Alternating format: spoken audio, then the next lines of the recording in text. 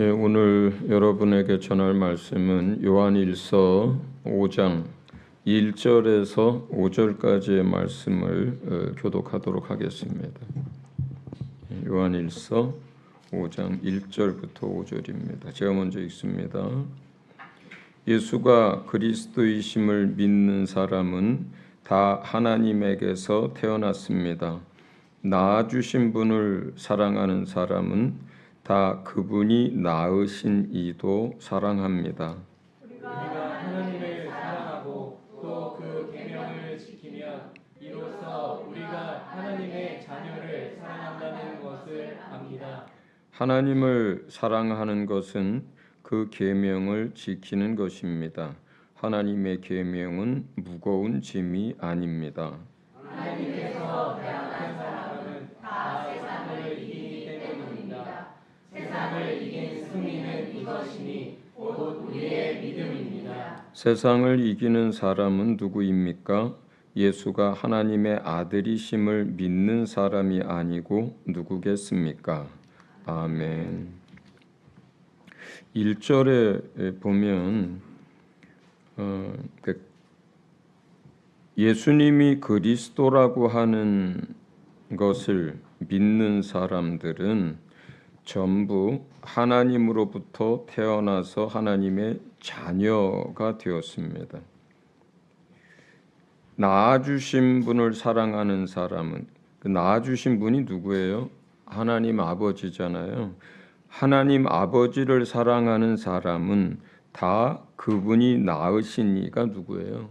예수님을 말하는 거예요. 예수님도 사랑합니다. 그러니까 우리가 예수님을 믿고 하나님의 자녀가 되잖아요. 하나님의 사랑을 받고 하나님의 자녀가 되잖아요.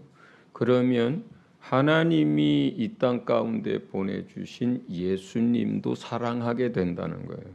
그러니까 하나님을 사랑하는 사람들은, 하나님의 자녀가 돼서 하나님을 사랑하는 사람들은 그 아들이신 예수님도 사랑하게 된다는 얘기예요. 그러니까 나는 하나님은 사랑하는데 예수님은 잘 모르겠어. 불가능한 얘기예요.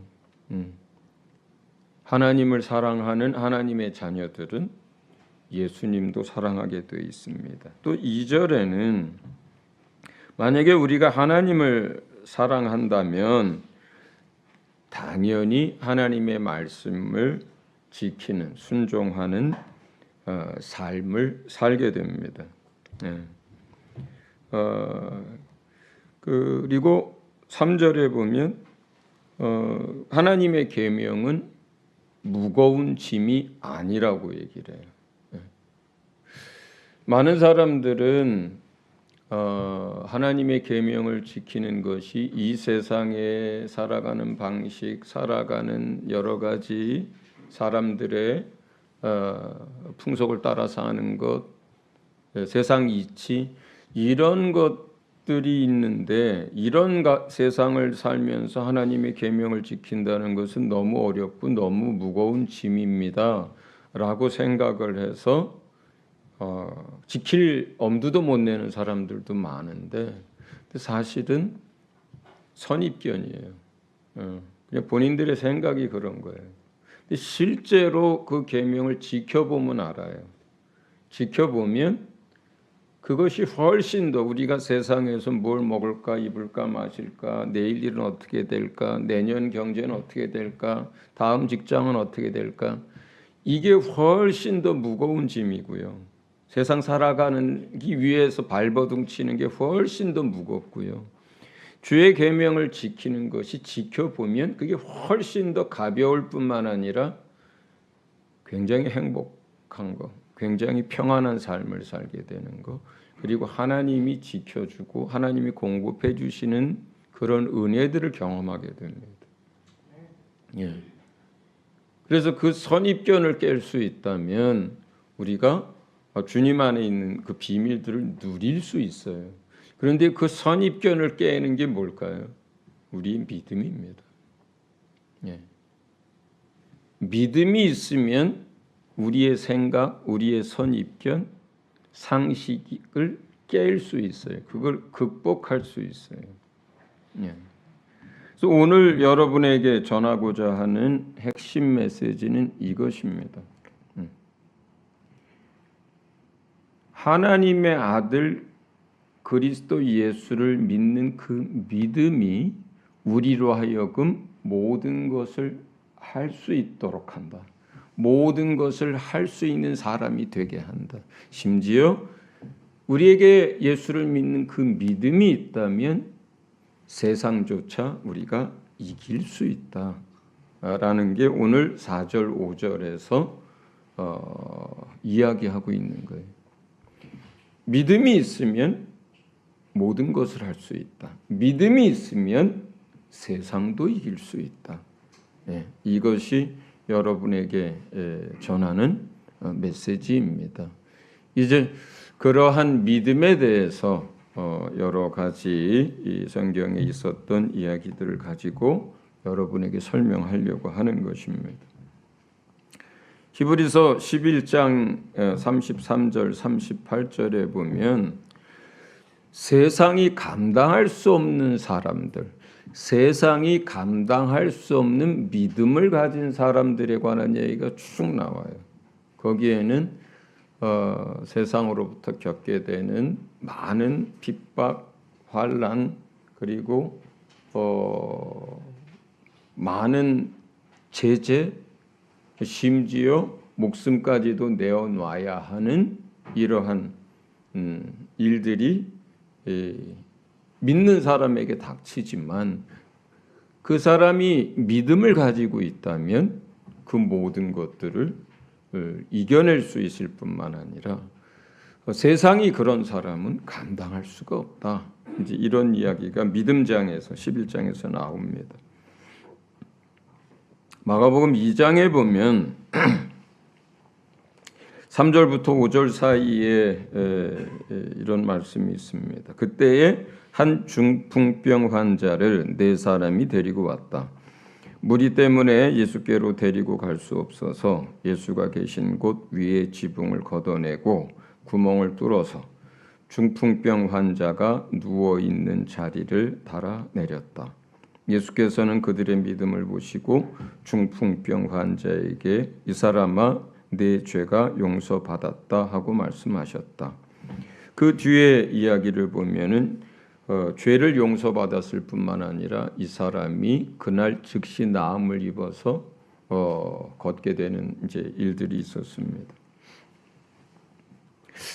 믿음이 있고 믿음으로 살려고 하다 보면 가끔 세상 사람들이 보기에는 무모한 일들을 하게도 됩니다. 그러니까 세상 사람들의 상식이나 세상 사람들의 생각으로 볼 때는 이게 제정신이야?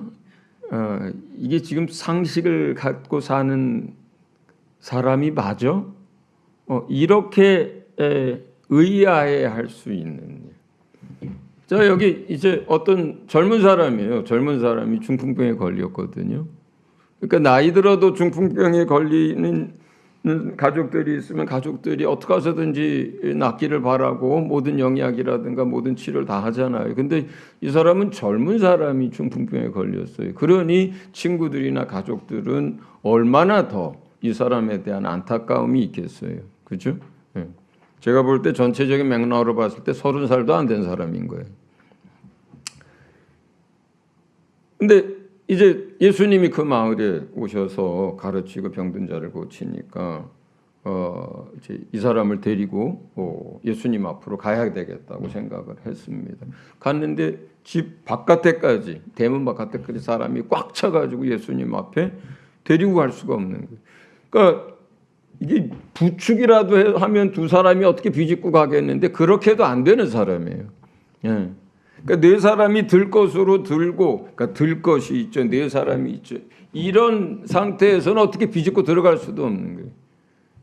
그래서 2층으로 올라가서 옥상을 뜯어냅니다. 한 부분을, 예수님이 계실 만한 곳을. 근데 물론 가옥 구조가 지금 우리나라 이런 가옥 구조는 아니에요. 뭐 시멘트로, 뭐 콘크리트를 친 것도 아니에요. 그 당시는 이제 나뭇가지와 그 다음에 갈대와 진흙과 이런 것들을 엮어서 지붕을 만들었으니까. 그렇더라도 남의 집 지붕을 그렇게 뜯어낸다는 것은 그 밑에는 얼마나 아수라장이 됐겠어요. 먼지 떨어지고 막 흙 떨어지고 밑에 있던 사람들은 다 난리가 돼서 어느 미친놈이 이런 일을 하냐고 막 그랬을 수도 있죠. 그런데 주님이 뭐라 그래요? 그 믿음을 보시고 이렇게 얘기해요. 무모한 일을 한 거예요. 이 사람들이 상식적이지 않은 행동을 한 거예요.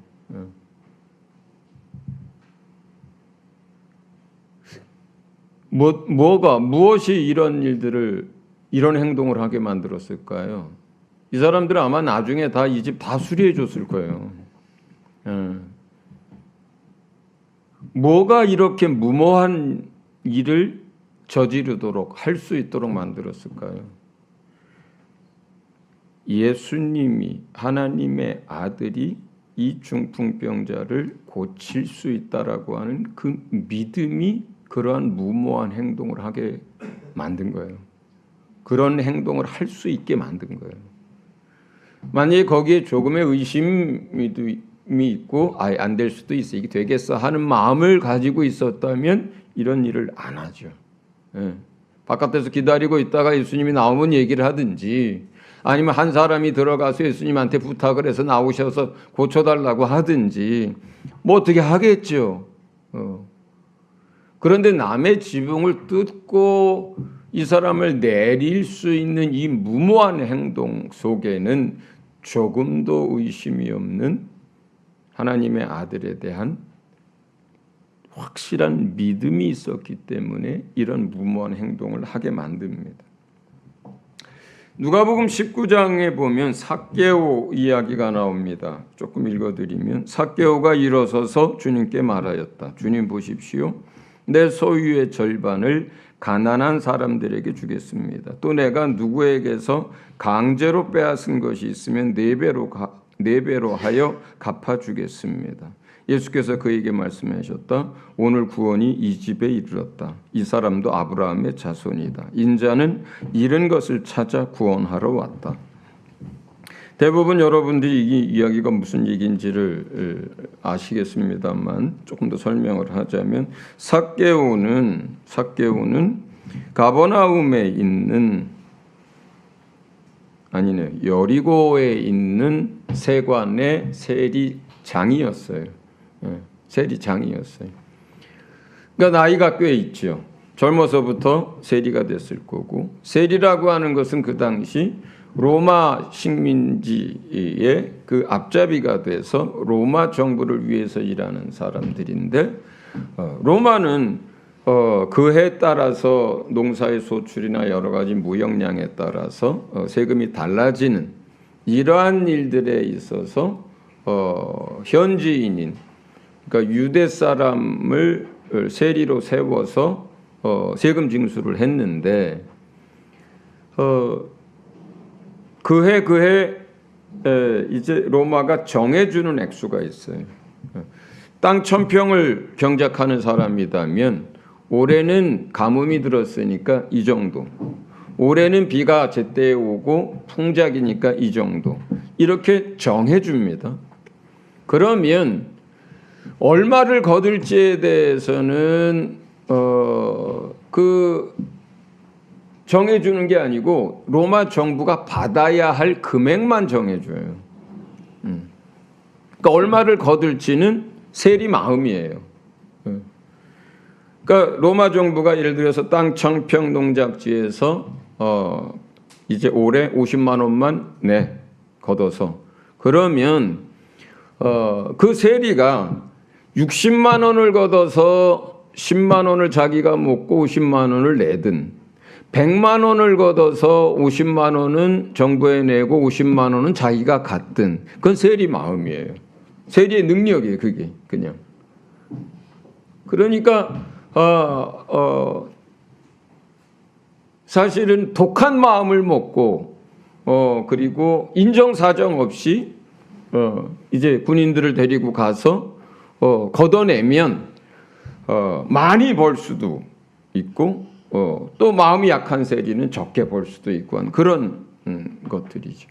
근데 세리 그러면 일단 유대 사람들에게는 도둑놈, 강도, 매국노 이렇게 취급받는 사람들이에요. 그러니까 약한 마음을 가진 사람들은 애시당초 세리가 될 생각도 안 해요. 세리가 되면요 가족들하고도 분리가 됩니다. 그리고 성전에 가서 예배도 못 합니다. 나쁜 놈, 죄인, 악한 자 이런 삶을 사는 자들이기 때문에 그냥 창녀, 강도들하고 먹고 마시면서 살되 돈은 많이 벌어요. 그러니까 돈이 뭐예요? 인생의 최고 목적이고 가치인 사람들이에요. 그러니까 대부분의 세리들은 독한 마음 먹고 그래 나 죄인이고 그냥 하나님 없이 사는 사람처럼 살겠어. 그러나 나는 돈을 많이 벌 거야. 그리고 내 하고 싶은 대로 살 거야. 이런 사람들이 세리가 되는 거거든요. 근데 이 사람은 삭개오는 세리 중에 세리가 아니라 정말 세리의 우두머리인 그 지역 세관의 세리장까지 올라간 사람이에요.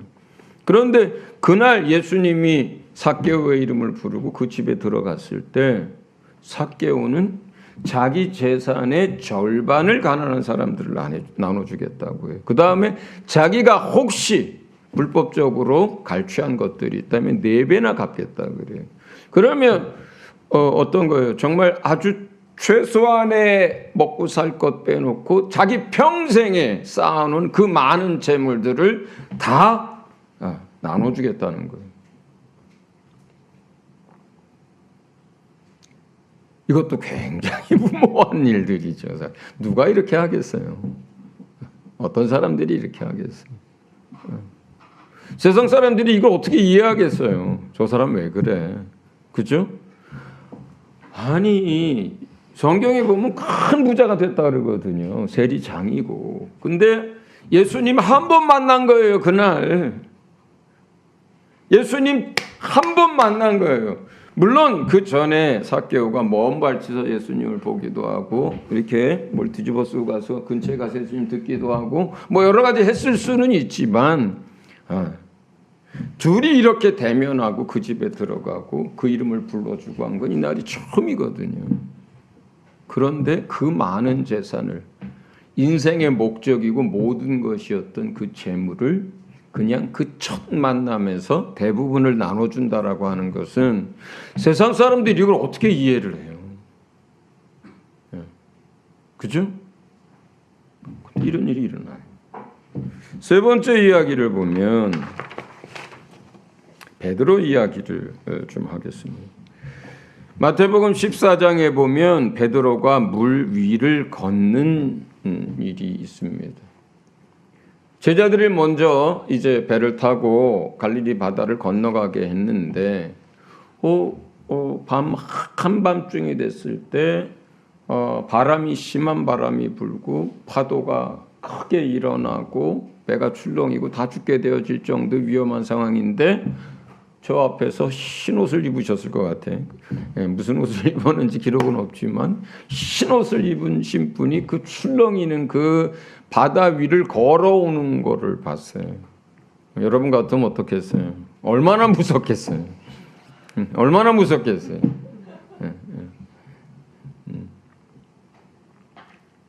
아마 여러분들이 거기서 있었으면 반은 기절하셨을 것 같아요. 정말 무서운 상황이에요. 바다와 바람과 이런 상황도 시커먼 상황도 무서울 뿐만 아니라 거기에 누군가 그 바다 위를 흰 옷을 입고 걸어오고 있다면 정말 놀랄 일들이죠. 그런데 주님이 제자들한테 얘기합니다. 나다, 두려워하지 말아라. 그랬더니 베드로가 참 특이한 성격이에요. 이 사람. 생각할수록 특이해. 주여 만일 주시거든 내게 명하여서 무리를 걸어오라 하소서. 아니 그 상황에서 그런 말이 그런 생각이 어떻게 나오나 모르겠어. 근데 예수님이 오라 그래.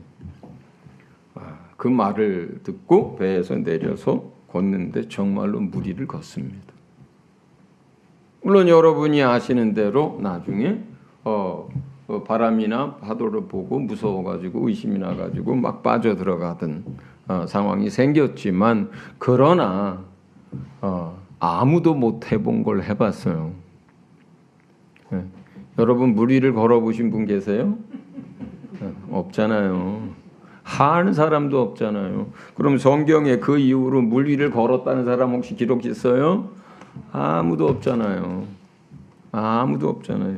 물론 어떤 선교사가 한 간증에는 있더라고요. 네, 자기도 그날 물 위를 걸었다고. 네, 뭐 저는 보지 못했습니다만 어쨌든 성경에는 없어요. 야, 얼마나 놀라운 경험이에요, 사실은. 꿈속에서 일어난 일도 아니에요. 제자들이 다 봤어요. 물 위를 걸었거든요. 그가 물속으로 다시 빠져 들어가기 전까지는 무엇이 그런 모든 물리적인 한계를 벗어나서 물 위를 걸을 수 있게 만드는 거예요. 베드로의 무엇이? 믿음이. 베드로의 믿음이 물 위를 걷게 만드는 거예요. 베드로 자신에게는 변화산에서 일어났던 사건만큼이나 놀라운 경험이죠. 놀라운 경험. 옆에서 지켜보는 것과 직접 자기가 물 위를 걸어보는 것은 다른 경험입니다. 하나님의 능력과 초자연적인 역사들을 여러분이 경험하면 경험할수록 여러분은 어떤 사람들이 될까요? 여러분의 믿음은 계속해서 성장하고 확신 가운데 있게 되고 주님을 끝까지 붙들 수 있는 그런 사람으로 만드는 유익이 있어요. 예. 그게 영적 체험이 갖는 유익들이에요. 예. 여러분이 손을 얹어서 병든 자를 고친 경험이 있다면 여러분에게는 그것이 큰 유익이 됩니다. 여러분이 예수의 이름으로 귀신을 쫓아내고 사람들을 자유케 한 경험이 있다면 그것은 여러분에게 큰 믿음의 유익을 가져다 줍니다. 여러분이 초자연적인 현상을 주님 앞에서 경험하게 됐다면 그것은 굉장히 여러분한테 큰 유익을 얻게 됩니다. 예. 그렇죠? 예. 무엇이 그러한 초자연적인 이 지구의 물리적인 모든 한계를 벗어나는 그런 이적들을 경험하게 할까요? 믿음입니다. 믿음이 그것을 경험하게 만들어요. 예.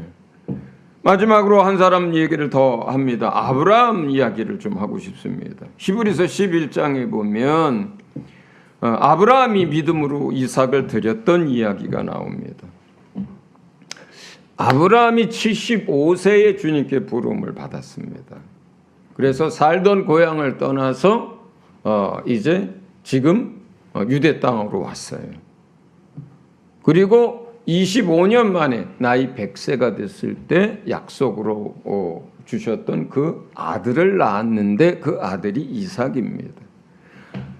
그 아들이 한 10살 됐을 무렵에 하나님이 믿음을 시험하려고 이제 아브라함에게 그 아들을 번제로 바치라고 합니다. 상식적으로 생각한다면 이건 말이 안 돼 이렇게 얘기할 수 있어요. 그것조차가 그렇게 아들을 바치라고 하는 하나님은 말이 안 되거든요. 그런데 두 가지 그 말에 순종해서 아들을 죽이려고 했던 번제로 바치려고 했던 그 두 가지 이유가 있어요. 하나는 지난 25년 동안 아브라함에게 찾아오셔서 굉장히 많은 횟수에 걸쳐서 들었던 하나님의 음성 때문이에요. 네. 그냥 한 번, 10년 전에 한 번, 20년 전에 한 번이었다면 긴가민가 했을 거예요. 이거 하나님 음성 맞아. 내가 잘못 들은 걸 거야. 이렇게 했을 거예요. 그런데 갈대아 우르에서도 그 다음에 하란에서도 그 다음에 유대 땅에 와서도 반복해서 끊임없이 들었던 음성이 있어요. 아주 분명한 하나님의 음성이 있어요.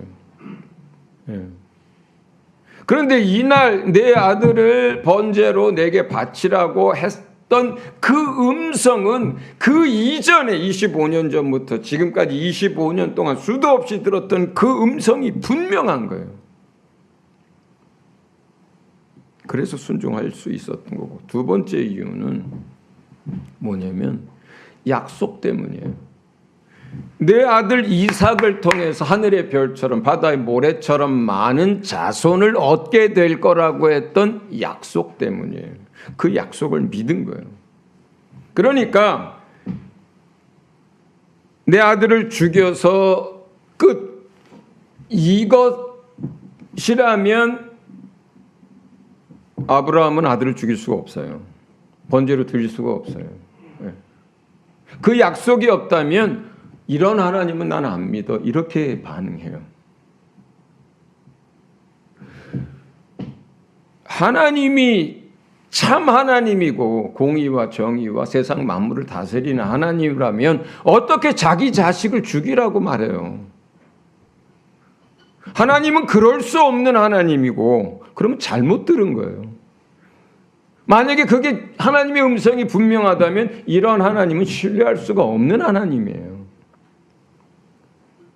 여러분 같으면 그런 하나님을 믿고 따르겠어요? 여러분 자식을 불에 태워서 또는 번제로 죽여서 그렇게 드리라고 하면 그런 하나님이면 저는 못 믿어요. 그런 하나님이라면 이건 앞뒤가 맞지도 않고요. 공의롭지도 않고요. 그리고 그런 하나님이라면 세상을 운영할 자격도 없는 하나님이에요. 우리가 구약 성경에서 보듯이 이방 종교에서 자식을 번제로 드리는 많은 종교들이 있었어요. 그런 종교의 행위들을 하나님은 어떻게 생각해요? 그건 있을 수 없는 얘기고 가증한 얘기고 악한 것 중에 악한 거라고 말씀하시거든요. 하나님은 그런 분이세요. 하나님은 그런 분이세요. 그런데 이삭이 아들을 칼로 죽여서 번제로 드리려고 하는 행동을 이렇게까지 할 수 있었던 이유는 뭐예요? 그 아들을 다시 살릴 거라는 것에 대한 믿음이에요. 죽이면 끝난다는 게 아니라 주님의 말씀에 내가 순종해서 칼을 댔고 그 다음에 번제로 드린다 하더라도 그 하나님은 이 아들을 다시 살려서 하늘의 별처럼 바다의 모래처럼 많은 자손을 얻게 하실 능력이 하나님에게 있을 뿐만 아니라 하나님이 그렇게 하겠다고 약속했거든요. 그 약속에 대한 믿음이 순종할 수 있게 한 거죠. 그래서 그 아들에게 이제 칼을 대기 직전에 아브라함아 하고 하나님이 말리신 거예요. 됐다. 네가 정말로 나를 경외하는 참 믿음을 가진 것을 내가 충분히 보았다. 이렇게 하신 거거든요. 시험하신 것뿐이게 테스트한 거예요. 그냥 하나님께서 그 아브라함을 통해서 앞으로 놀라운 일들을 하시기 위해서 확인하신 것뿐이에요. 그렇다 하더라도 아브라함이 그 말씀에 순종할 수 있었던 건 무엇 때문이에요? 믿음 때문입니다. 믿음 때문. 믿음이 있으면 그 믿음은 우리로 하여금 하나님 앞에 모든 일들을 할 수 있게 만듭니다. 세상 사람들 보기에 그것이 상식적이지 않고 이해가 안 되고 왜 그러지?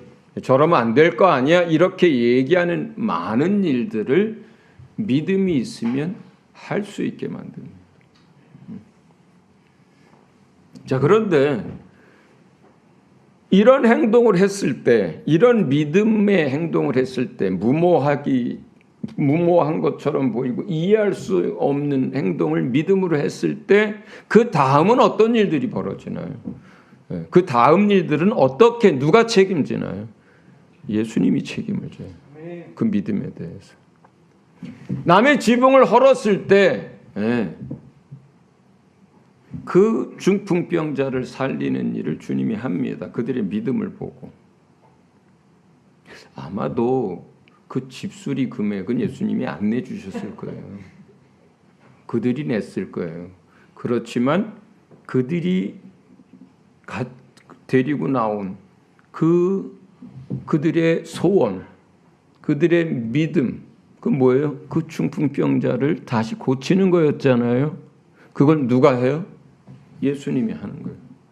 예수님이 하는 거예요. 삭개오가 재산의 대부분을 가난한 사람들을 위해서 주님을 만나고 나서 나눠주거든요. 그 다음에 삭개오의 인생은 누가 책임질까요? 예수님이 책임을 지셨어요. 아마도 성경에 기록은 안 됐지만 이 사람이 그날부로 아마 세리장의 일을 그만뒀을 것 같아요. 그런데 전승에 의하면 이 삭개오가 나중에 초대교회의 지도자가 됐다라고 해요. 예. 굶어 죽은 게 아니고 파산한 게 아니고 그의 삶을 이제 주님 안에서 행복하고 평안하게 그리고 전적으로 주님을 따르는 삶을 살 수 있도록 누가 책임진 거예요? 예수님이 책임을 진 거예요. 비록 베드로가 무리를 걷다가 그 파도와 심한 바람을 바라보면서 순간적으로 겁이 나서 막 물속으로 빠져 들어갔습니다. 주님 살려주세요 했습니다. 그때 그의 손을 잡아준 건 누구예요? 예수님이에요. 우리가 실제로 믿음으로 세상이 이해할 수 없는 어떤 행동을 하고 주님을 따르기 시작했다가 때로는 우리의 연약한 믿음으로 인해서 넘어질 때도 있고 실수할 때도 있고 가다가 두려워서 벌벌 떨 때도 있지만 그러나 그 연약한 믿음조차 누가 붙들어 줍니까? 주님이 붙들어 줘요. 그 빠져가는 그 물속으로 들어가는 그때에 베드로의 손을 잡아서 왜 의심하였느냐 할 망정 그 사람을 건져내고 그들을 통해서 놀라운 일들을 그 인생 가운데 행하시는 분이 누굽니까? 예수님이에요. 예수님. 예. 우리가 우리의 믿음을 지킨다고 생각을 하지만 대단한 착각입니다. 대단한 착각이에요. 여러분이 예수님을 붙들고 있고 여러분이 잘 뭘 해서 오늘 주일날도 나오고 주님을 위해서 뭘 한다고도 생각하지만 그렇게 생각한다면 아주 착각이에요. 착각이에요. 주님이 붙들어 주고 계신 거예요. 여러분의 믿음도 주님이 붙들어 주고 있는 거고요. 여러분의 삶도 주님이 붙들어 주는 거예요. 예. 사실 성도들이 11조를 하는 거 당연히 주님 거라고 생각하고 믿음과 소망을 담아서 하지만 진짜 쉬운 일 아니에요. 수입의 10% 굉장히 많은 겁니다. 적지 않은 거예요, 여러분. 저희 교회 대부분의 11조를 거의 다 합니다. 자, 그런데 이게 진짜 쉬운 게 아니에요. 그렇다고 여러분이 세상에 세금을 안 내는 게 아니잖아요. 세금 낼 거 다 냅니다. 예. 집 있는 사람은 이자 내죠. 융자 얻고 샀으니까. 집 없는 사람은 월세 내죠. 더더군다나 요즘 경제가 얼마나 어려워요. 물가는 또 얼마나 비쌉니까. 예. 어제 요 옆에 빵집에서 쟁반에 빵 몇 개 담았는데 45,000원 달래. 예. 여러분 월급 명세서 이렇게 받으면 세금 나간 거 엄청나게 많죠. 예. 그 다음에 또 이거 띄고 나면 사실 없어요, 별로. 그런데 11조라고 하는 대단히 큰 거예요. 대단히 큰 거예요. 사실 11조는 정말 믿음으로 하는 거고 또 주님께 감사함으로 하는 거지만 그 11조로 할 수 있는 믿음과 그 감사를 가진 것 자체도 사실 대단한 뭐예요? 믿음이 필요해요. 그런데 내가 하나님께 드린 것보다 하나님이 우리 안에 책임져 주시는 것, 우리의 삶을 공급하시고 인도하시고 책임져 주시는 것을 여러분이 매달 경험할 거예요. 예, 예. 책임은 누가 져요? 우리 믿음에 대한 책임은 주님이 집니다. 아브라함이 이삭에게 칼을 대고 내리치려고 하는 그 순간에 아브라함보다 더 다급해진 분이 누구예요? 하나님이세요. 아브라함아, 스톱. 하나님도 당황하셨어. 그래도 좀 망설일 줄 알았어. 이럴 줄 알았어. 그런데 그냥 거치오시니까 하나님이 당황해가지고 그만. 그리고 그 아들에 대한 생명, 그 아들의 남은 삶을 누가 책임져요? 이삭처럼 그 남은 그의 평생이 평안한 사람이 없었어요, 사실은. 야곱의 인생, 아버지의 아브라함의 인생, 요셉의 인생, 거기 믿음의 조상 4사람 나오죠? 그 사람들 중에서 제일 평안한 삶을 산 게 누굴까요? 이삭이에요. 이미 한번 죽은 사람이기 때문에 그래요. 주님 앞에서 믿음으로. 그래서 그 삶을 마지막까지 평안하게 합니다. 그리고 약속하신 대로 그 자손이, 믿음의 자손이 오늘날 여러분에게까지 이어지도록 일하신 분이 누구예요? 하나님이에요. 우리가 믿음이 있으면, 어떤 믿음이에요? 예수가 하나님의 아들임을 믿는 그 믿음이 있으면 무모한 일도 하고 상식에 벗어난 일도 하고 할 수 없는 일도 하는데 그 책임은 누가 지느냐? 하나님이시고 그 아들 예수님이시는 거예요. 할렐루야. 저희 교회도 지난 15년, 16년 동안 이러한 일들을 많이 경험해 왔습니다.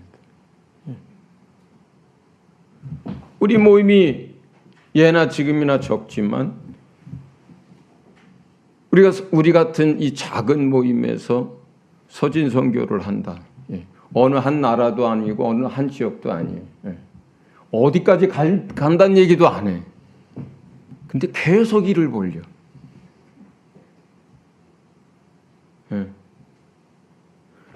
저희 교회가 1년에 서진 선교를 위해서, 선교사들 말고 서진 선교를 위해서 예산을 많이 썼을 때는 3천, 4천, 5천까지 쓴 적이 있어요. 우리 재정으로 안 되는데 하나님이 막 부어주셨던 때도 있어요. 그걸 확장하기 위해서. 매달 한 달에 1,000만 원씩 5달을 외부에서 헌금해 주신 적도 있어요. 그걸 확장시켜야 할 때. 대광이 강성의 선교사를 보낼 때 많은 사람들이 염려했어요. 청년 담당 사역자지, 찬양 인도자지, 중보기도 인도자지, 12조도 제일 많이 해. 선교홍도 제일 많이 해. 이 사람들 빠지면 교회가 유지될까요? 하는. 근데 거기 보내고 나니까 또 여러 사람들을 보내주셔서 감당하게 해요. 지금 한 선교사, 협력 선교사 몇 사람 또 감당하는 게 헉헉대는데 또 민집사를 이번에 정탐을 보내는데, 선교를 보내는데, 그러면 상식적으로 생각하면 어떻습니까?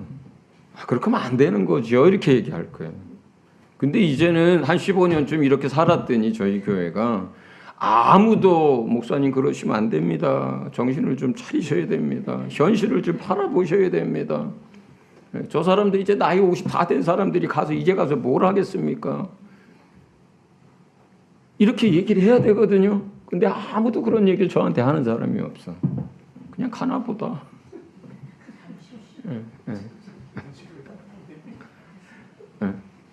그렇다고 해서 뭐 대책이 있는 것도 아니에요. 필리핀으로 보내서 어학을 1, 2년 하려고 그러면 매달 100만 원 이상이 필요해. 선교지로 실리구리로 들어가면 매달 200만 원 이상이 필요해. 지금도 부족해. 근데 이제는 아무도 계산을 안 해. 근데 강 선생이 나갈 때 사실 또 하나의 걱정은 자녀들이었어요. 이제 중학교, 고등학교 다니는 애들을 3씩이나 데리고 거기를 가서 뭘 어떻게 하겠다는 거예요. 재정은 어떻게 하겠다는 거예요? 입시는 어떻게 하겠다는 거예요? 얘들 인생은 어떻게 하겠다는 거예요? 아 근데 이 막내까지 대학에 탁탁 붙어버렸잖아요. 또 좋은 나라에 태어나서 또 이제 장학금도 많이 주잖아요. 어쨌든 뭐 어떻게 가든 간에 다들 졸업할 거라고 생각해요. 책임은 누가 지는 거예요? 예. 서진교회 담임 목사가 지는 거예요? 네. 저는 보낸 적이 없어요. 주님이 보내라고 해서 전달만 했지 제가 보낸 적이 없어요.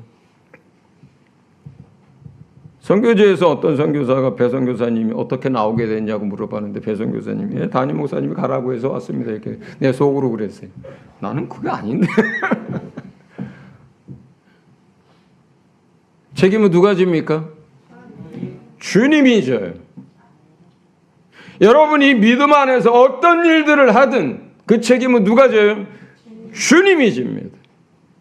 여러분의 인생 누가 책임져요? 주님이 책임집니다. 여러분의 먹고 사는 거 누가 책임져요? 주님이 집니다.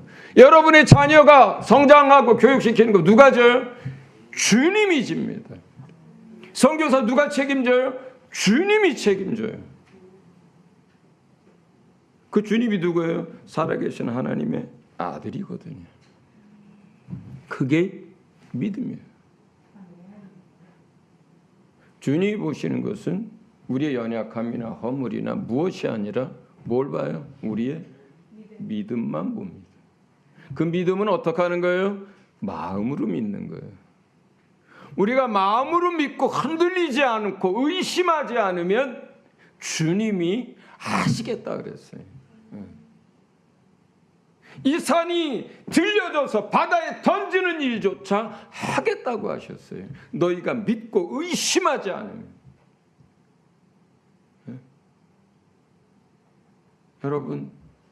여러분이 믿음이 있으면 세상이 여러분을 감당할 수 없습니다. 여러분이 의심하지 않고 믿고 행하면 그것이 세상 사람들 보기에 비상식적이든 무모한 것이든 초현실적인 것이든 그 책임은 믿음의 주요, 우리를 온전케 하시는 이요 하나님의 아들이신 주님이 나머지를 책임질 것입니다. 아멘. 할렐루야. 아멘. 여러분들이 그러한 믿음으로 주님과 동행하시기를 주의 이름으로 축원합니다. 예, 같이 그러한 믿음을 달라고, 세상에 감당할 수 없는 믿음의 사람들이 될 수 있도록 해달라고, 우리가 정말 믿음으로 주님을 기쁘시게 할 수 있도록 해달라고 같이 기도하겠습니다.